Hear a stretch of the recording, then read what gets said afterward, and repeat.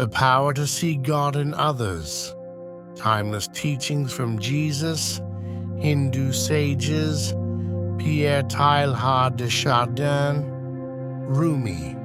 Let's discuss why seeing God in others matters now.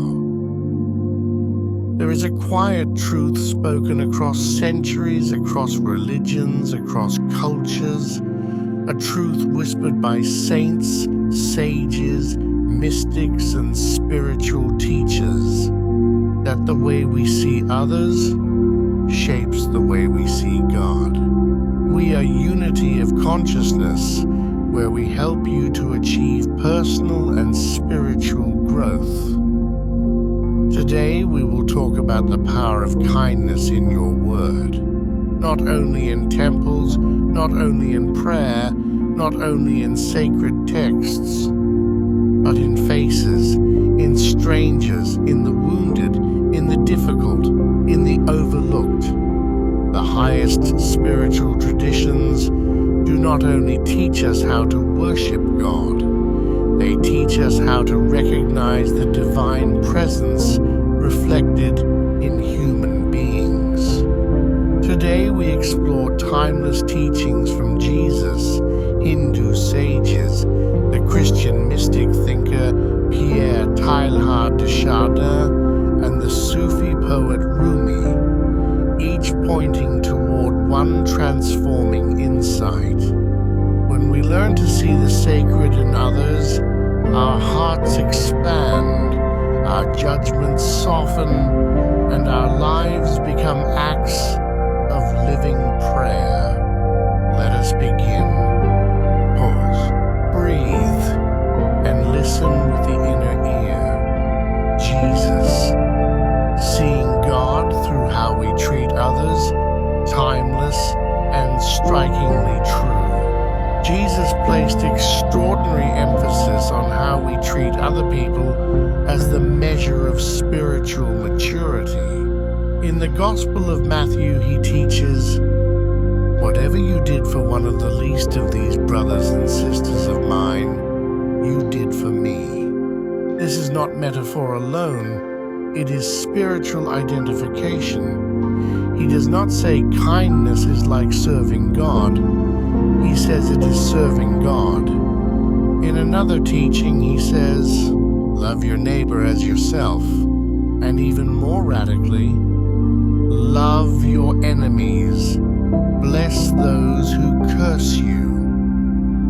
This teaching particularly blurs the preset boundaries of friend and enemies on purpose. In the kingdom of God, these humanly terms might not exist. We are all energy. Jesus moves spirituality out of ritual alone and into relationship. The divine is encountered not only upward, but outward. How can we apply it today? For modern audiences, this teaching is revolutionary. It means spirituality is not proven by words, labels, or affiliation, but by how we treat the inconvenient, the difficult, the invisible.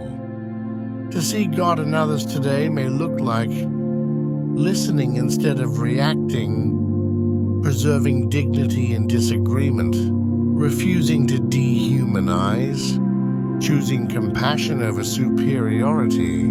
Seeing God in others dissolves spiritual pride and replaces it with living humility.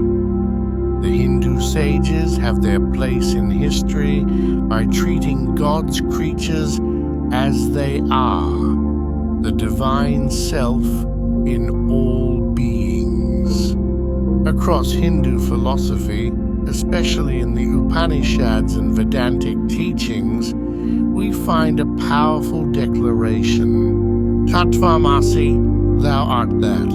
It means the same divine reality that is the source of the universe lives within every being. Another sacred idea teaches the one self dwells in all beings. The Bhagavad Gita expresses this vision clearly. The wise see with equal vision a learned person, a cow, an elephant, a dog, and one considered lowly. Equal vision, not equal behavior, but equal sacred essence. The sages teach that when we look deeply enough beyond personality and form, we encounter the same divine consciousness wearing many faces. Today's application. For today's world, divided by identity, ideology, and status, borders, this teaching restores sacred equality without denying difference. It does not say all choices are equal. It says all beings are sacred. Practically, this becomes respect without naivety, boundaries without hatred, clarity without contempt. Seeing the divine in others does not remove discernment. It removes dehumanization. Revolutionary Pierre Teilhard de Chardin taught that the divine within evolution. Teilhard de Chardin, a Jesuit priest and scientist, taught that humanity is not separate from divine unfolding, but part of it. He wrote, "We are not human beings having a spiritual experience. We are spiritual beings having a human experience." He saw Christ and divine presence not confined to one place, but radiating through creation and human development. Another of his insights: the future belongs to those who give the next generation reason for hope. For Teilhard, seeing God in others meant recognizing that each person carries evolutionary spiritual potential.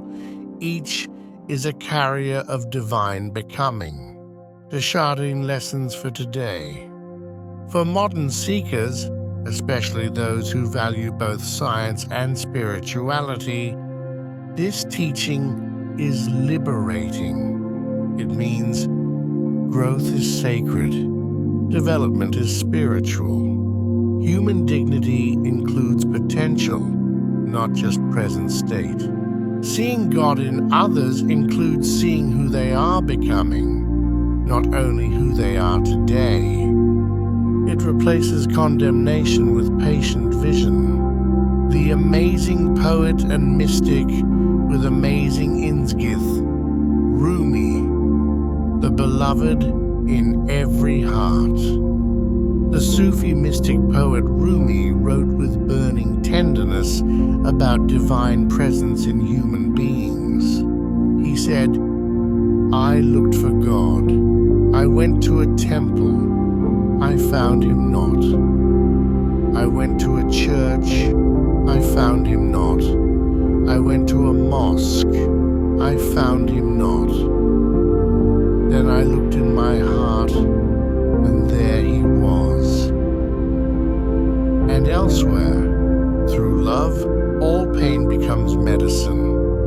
Rumi dissolves the distance between lover and beloved, between human and divine encounter. To Rumi, every soul is a doorway, every heart a chamber of God's presence. How to apply Rumi's beloved insights for today. For today's audience, often spiritually hungry but institutionally cautious, Rumi's message opens the door again.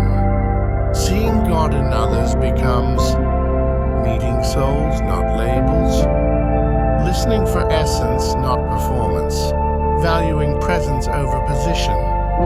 Love becomes perception, a way of seeing, not only a feeling. What common ground of these great teachers? Across these traditions, one unified thread appears. Jesus, serve others as God. Hindu sages recognize God within all beings. Teilhard, see divine becoming in humanity. beloved in every heart. Different languages, same light. To see God in others is not poetry alone, it is a spiritual discipline. It asks us to pause before judgment, to look twice, to listen deeper, to respond with dignity. It transforms relationships from transactions into encounters with the sacred. Imagine what happens quietly, steadily, when this vision to see God in others becomes an everyday practice. When you speak to others as carriers of divine breath. When you disagree without denying dignity. When you correct without contempt. When you protect boundaries without hatred. The world does not change through force first, it changes through perception.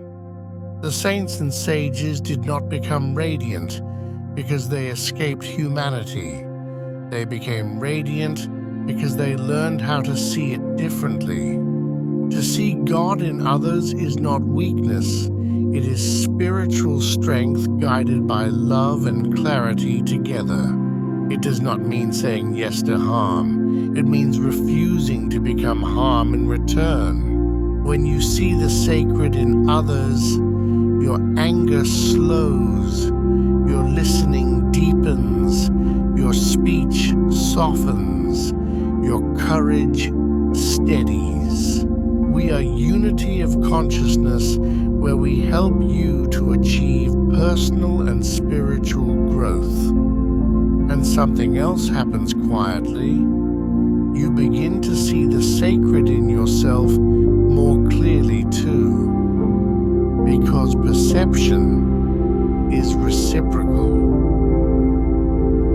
The eye trained to see divine light outward begins to recognize it inward. Let this become your quiet practice. When you meet someone today, silently say, "A sacred life stands before me," not because they are perfect, but because they are alive with divine origin. And in that moment, the world becomes a sanctuary again.